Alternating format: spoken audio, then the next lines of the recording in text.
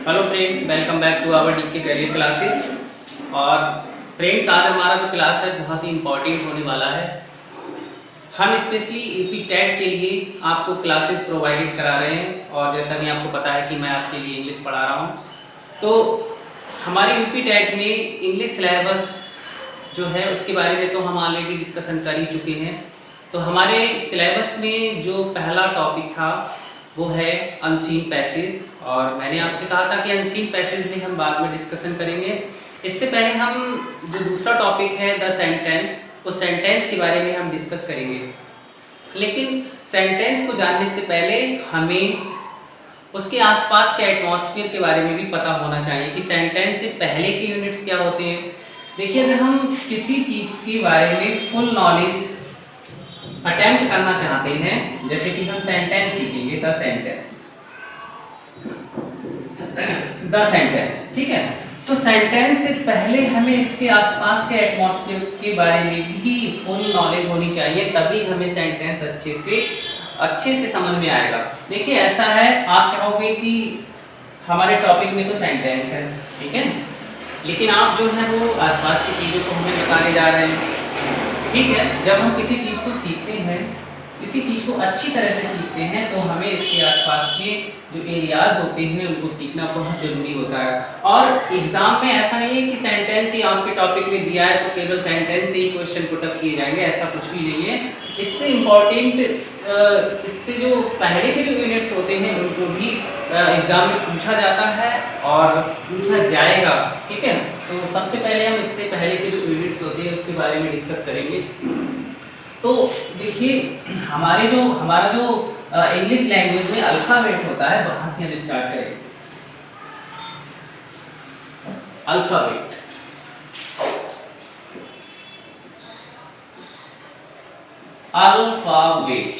ठीक है। अल्फ़ाबेट में जो लेटर्स होते हैं वो होते हैं 26, ठीक है। और इसमें जो वॉवेल्स होते हैं उनको वॉल्स कहते हैं, सही प्रोनाउंसिएशन इसका जो होता है वो वॉल्स होता है। तो इसमें जो वॉल्स होते हैं वो कितने होते हैं, 5 होते हैं, और प्लस 21 जो होते हैं वो कॉन्सोनेंट्स कहलाते हैं। अब आप सोच रहे होंगे कि ये वॉवेल्स जो हम पढ़ा रहे हैं तो आपको पता है।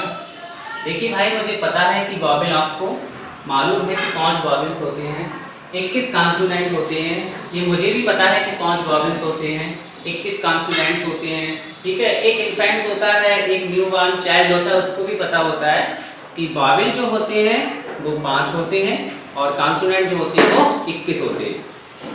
बट आपके एग्जाम में क्या पूछा जाएगा? नहीं पूछा जाएगा। कि आप बचपन से पढ़ते आ रहे हैं, NCKG से पढ़ते आ रहे हैं कि 5 वॉवेल्स होते हैं और 21 जो होते हैं वो कॉन्सोनेंट होते हैं। लेकिन आपके एग्जाम में क्या पूछा जाएगा वो हम बताने जा रहे हैं। तो ये 26 जो होते हैं वो हमारे लेटर्स होते हैं। अगर हम साउंड्स की बात करें, ठीक है, यानी कि लेटर साउंड्स। तो जो लेटर साउंड्स हमारे होते हैं वो कितने होते हैं? वो होते हैं 44। लेटर साउंड्स होते हैं 44, और हमारे जो अल्फ़ाबेट होते हैं वो होते हैं, अल्फ़ाबेट में जो लेटर होते हैं वो 26 होते हैं, ठीक है। और अगर हम साउंड की बात करते हैं तो हमारे साउंड्स जो होते हैं वो 44 होते हैं।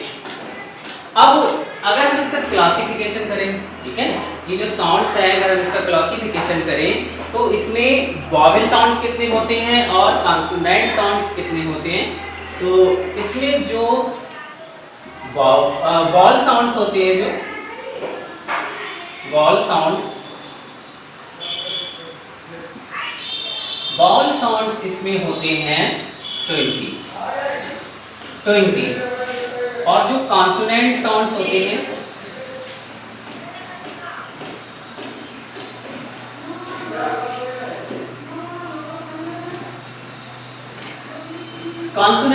जो होते हैं वो कितने होते हैं? 24 होते हैं, ठीक है।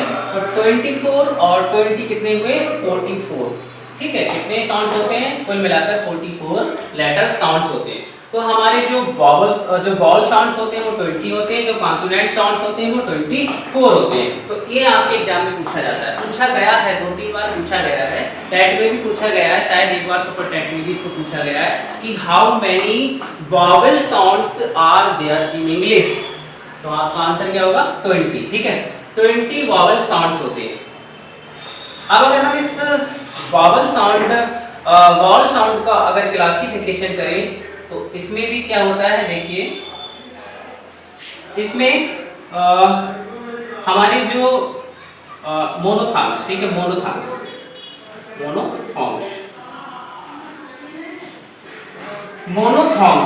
ये जो मोनोथॉर्म्स वॉवल साउंड होते हैं वो होते हैं 12 होते हैं। ठीक है, मोनोथॉर्म्स 12 होते हैं और डिप्थॉर्म्स दूसरा होता है डिप्थॉर्म्स। डिप्थॉर्म्स हमारे होते हैं 8। डिप्थॉर्म्स होते हैं 8।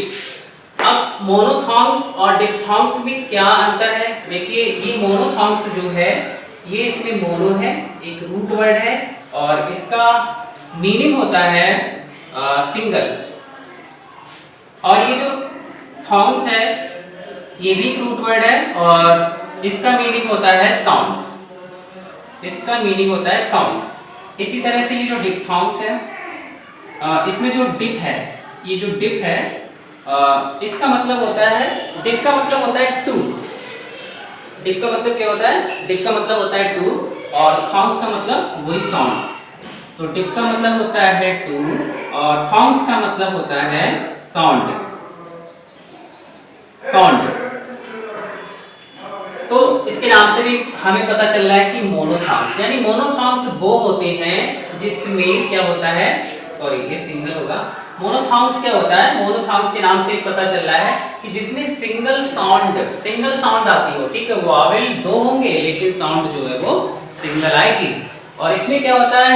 इसमें वॉवेल 2 होंगे और कभी-कभी एक भी होगा, एक होगा तब भी इसमें साउंड जो है वो 2 आएगी, यानी कि डबल साउंड आएगी। तो ये हमारे मोनोथॉर्म्स कितने होते हैं? 12 होते हैं। डिप्थॉर्म्स कितने होते हैं? 8 होते हैं और जो वॉवेल साउंड होते हैं वो 20 होते हैं। ठीक है, देखिए जो मोनोथॉर्म्स होता है इसको थोड़ा सा इसका एग्जांपल हम बताते हैं, जैसे कि कूल वर्ड है, कूल है और फूड है, कूल है, फूड है और कूल है, फूड है और रीड है।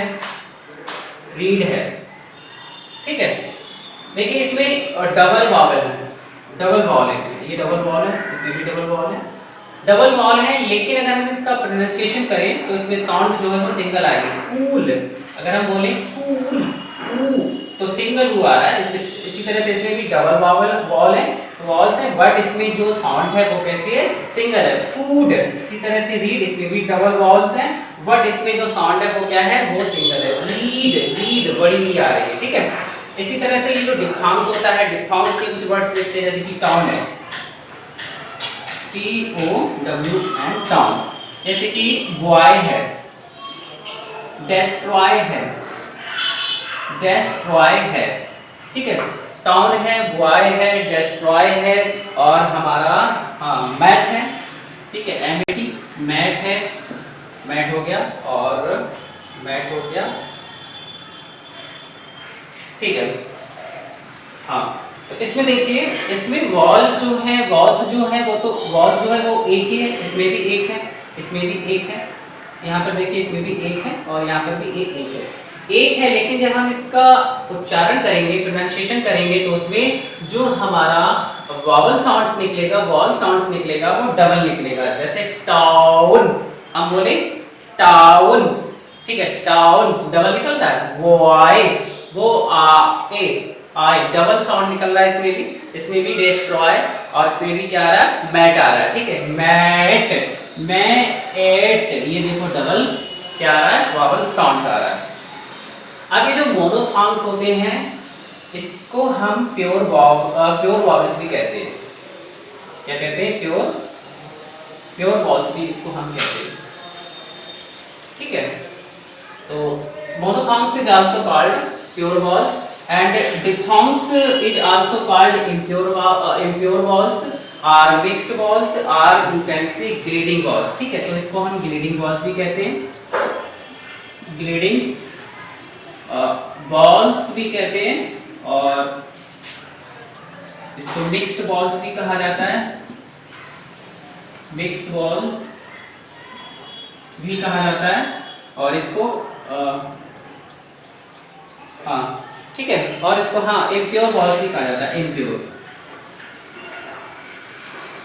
इम्प्योर वॉल्स भी इसको कंसीडर किया जाता है, ठीक है।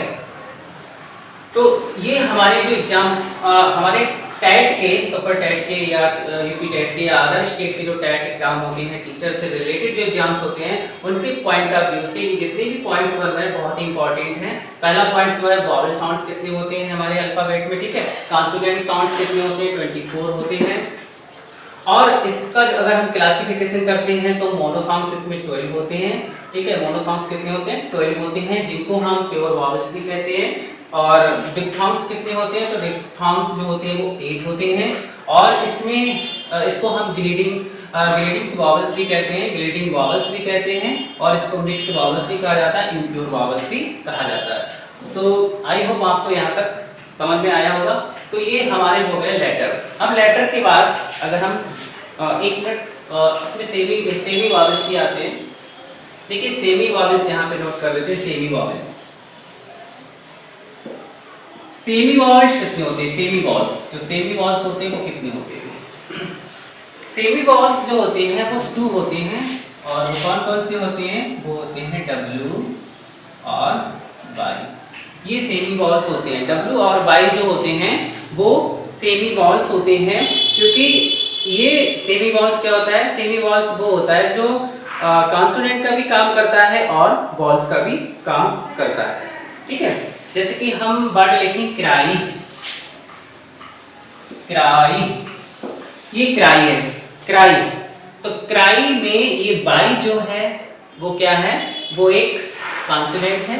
लेकिन अगर हम इसका साउंड की बात करें, इसके साउंड की बात करें, तो इसमें साउंड क्या आ रहा है, इसमें साउंड आ रहा है ए आई। इसमें साउंड क्या आ रहा है, ए और आई। क्राई क्या आ रहा है, क्राई, क्राई आ रहा है, ठीक है। इसी तरह से अगर हम काओ की बात करें, काओ, काओ, काओ, ओ, यहाँ W से क्या निकल रहा है, ओ, और ये तो है ही वॉवेल, ठीक है। तो काओ, तो ये क्या होते हैं, ये होते हैं हमारे सेमी वॉवेल्स। अगर आपके एग्जाम में पूछा जाए how many kinds of semi vowels, तो there are 2 kinds of semi vowels. तो ये हमारे लेटर्स हो गए। अब लेटर्स के बाद आता है वर्ड। वर्ड क्या होता है, देखिए लेटर के बाद हम वर्ड सीखेंगे, वर्ड के बाद फ्रेज आता है, फ्रेज के बाद क्लास आता है, फिर क्लास के बाद सेंटेंस आता है। उसके बाद हम सेंटेंस के बारे में सीखेंगे। इससे पहले के जो यूनिट होते हैं उसके बारे में फुल नॉलेज होनी चाहिए, और ये एग्जाम में पूछे भी जाते हैं, कई बार पूछे भी गए हैं। तो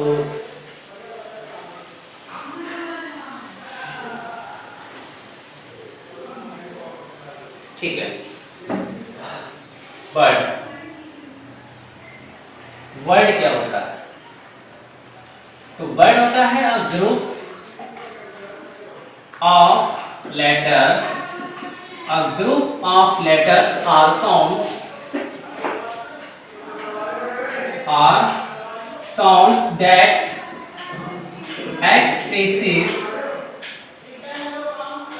that expresses a particular meaning, a particular meaning।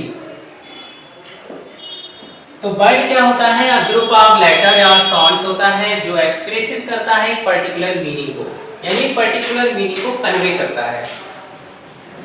जैसे हम वर्ड लिखते हैं मैंगो, मैंगो, ठीक है, मैंगो। अब इसमें मैंगो जो है वो ग्रुप ऑफ लेटर है, सॉरी हाँ ग्रुप ऑफ लेटर है, ठीक है, ये ग्रुप ऑफ लेटर है, और इससे एक पर्टिकुलर मीनिंग भी हमारा एक्सप्रेस हो रहा है, कन्वे हो रहा है। और अगर हम यहीं पर लिख दें इस तरह से, तो ये भी ग्रुप ऑफ लेटर है, लेकिन क्या इससे कोई मीनिंग हमारा कन्वे हो रहा है? नहीं हो रहा है ना, तो ये हमारा वर्ड नहीं है और ये हमारा क्या है, एक वर्ड है। तो ये हो गया वर्ड। अब वर्ड के बाद क्या आता है, इस वर्ड के बाद जो दूसरा यूनिट होता है वो होता है हमारा फ्रेज। फ्रेज होता है। फ्रेज क्या होता है? हाँ, फ्रेज। फ्रेज होता है a group of words, a group of words that make sense, what not complete sense, but not complete sense। तो ये होता है phrase. a group of words that makes sense but not complete sense। अब हम एक example के through आपको समझाते हैं। जैसा कि एग्जाम्पल है, हाँ, दे लिव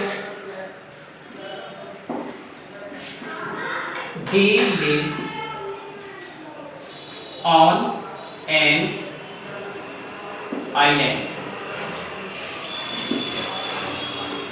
एक और एग्जाम्पल लेते हैं, अ हाउस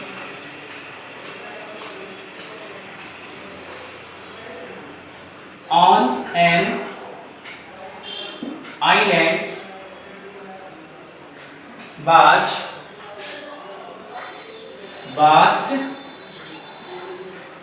away। अब ये जो दो एग्जाम्पल्स हैं इनके थ्रू हम समझते हैं कि फ्रेज क्या होता है।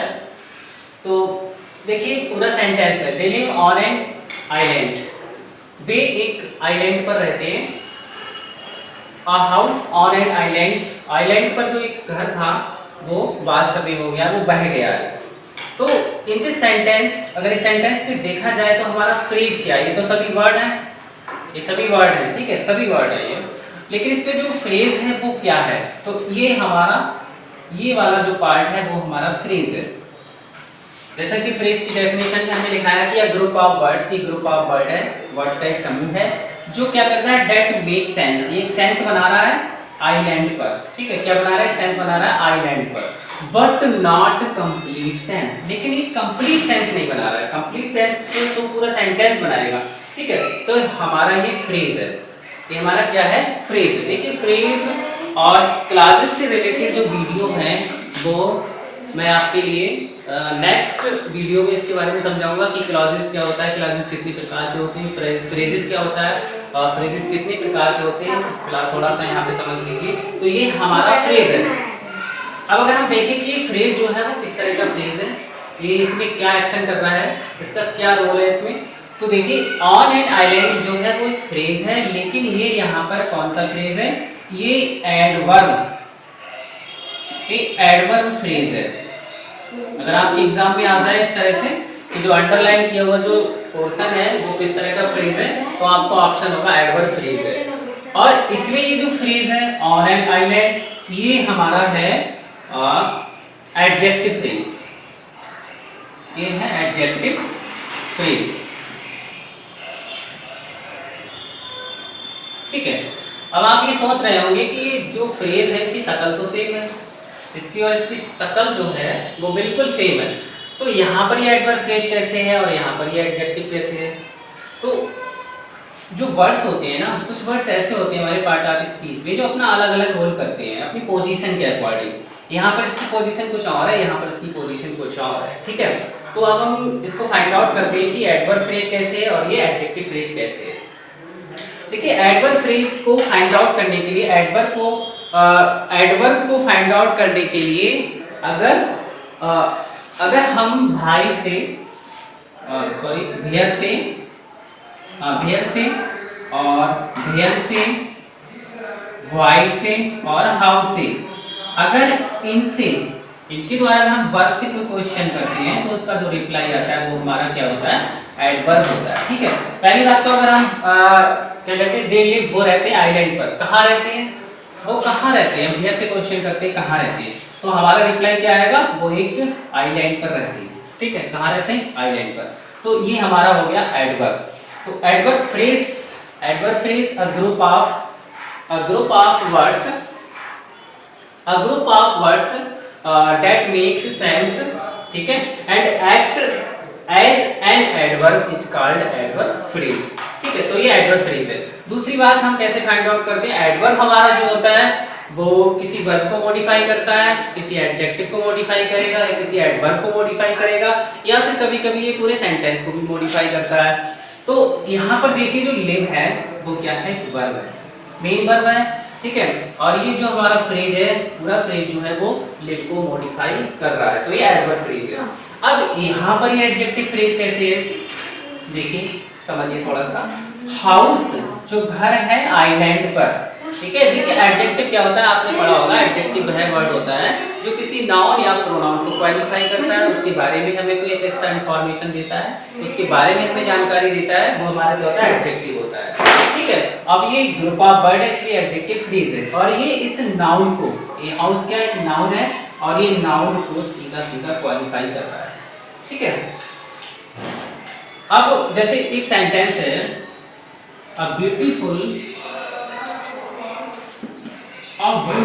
house washed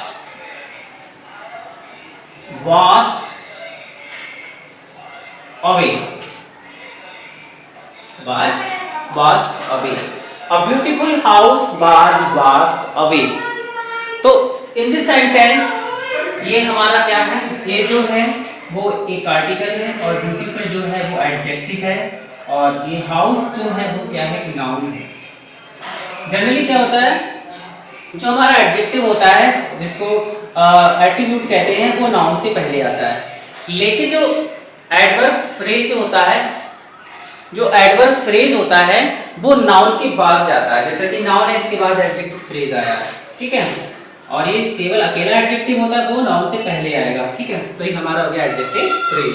तो आई होप आपको फ्रेज के बारे में थोड़ी बहुत इंफॉर्मेशन मिली होगी, और एक्स्ट्रा इंफॉर्मेशन के लिए हम एक्स्ट्रा वीडियो बनाएंगे। अब इसके बाद फ्रेज के बाद आता है हमारा क्लास। क्लास क्या होता है, इससे बड़ा होता है क्लास।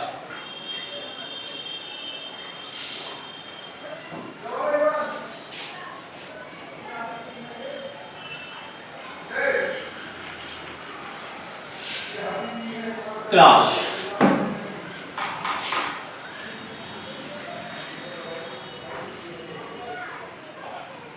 क्लास क्या होता है, a be group of word होता है। A group of words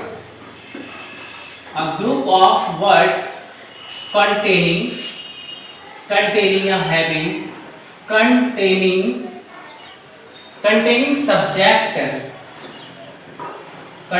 a subject and verb। तो क्लास में क्या होता है, क्लास भी ग्रुप ऑफ वर्ड होता है, लेकिन उसमें सब्जेक्ट और फाइनाइट वर्ब का होना जरूरी होता है, और फ्रेज में ऐसा नहीं होता है, ठीक है। इसको भी समझते हैं एग्जांपल के थ्रू। जैसा कि हमारा एग्जांपल है, आई सा a girl who was beeping. मैंने एक लड़की को देखा, आई सा a girl who was beeping. मैंने एक लड़की को देखा जो क्या कर रही थी, जो रो रही थी। तो इस सेंटेंस में दो क्लासेस हैं, एक है आई सा गर्ल, दूसरा है हु वाज बीपिंग। एक ये क्लास है और एक ये वाला क्लास है, ये दोनों क्लास हैं, ठीक है, ये भी क्लास है। ये जो है वो हमारा इंडिपेंडेंट क्लास है और ये डिपेंडेंट क्लास है, जिसको हम सबऑर्डिनेट क्लास भी कहते हैं, ठीक है। तो ये जो है हमारा वो क्लास है। देखिए इसमें आई जो है वो एक सब्जेक्ट है, और ये सा जो है, ये क्या है, ये फाइनाइट वर्ब है, ठीक है, फाइनाइट। इसमें फाइनाइट वर्ब का होना जरूरी होता है।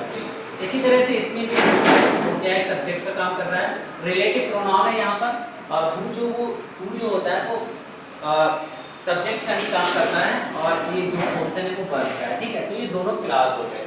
तो क्लास के बाद अब हमारा जो दूसरा यूनिट आता है वो आता है सेंटेंस।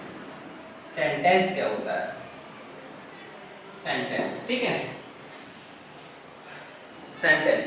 तो सेंटेंस जो होता है वो क्या होता है? A group of words, a group of words that a group of words that makes a complete sense